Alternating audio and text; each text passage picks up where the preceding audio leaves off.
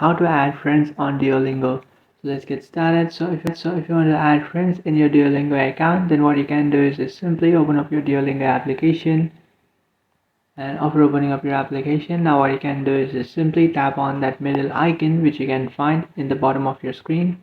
So just tap on it, and after tapping on that, now from here you can invite your friends. So now what you have to do is just simply tap on add friends. After tapping on add friends, now you can find friends from your contact.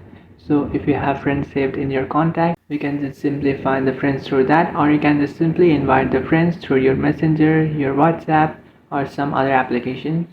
So by tapping on contacts, you will find friends that are saved in your contacts.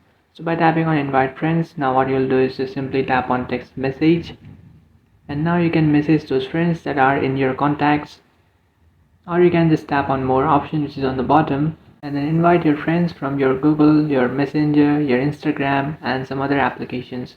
Or what you can do is just simply copy your profile link, and after copying it you can share it to your friends in Facebook, in WhatsApp, in Messenger, or in any other application. So just simply open up any one of those application, and then simply send the message that you want to send for a friend, and in this way you can also send your invitation link.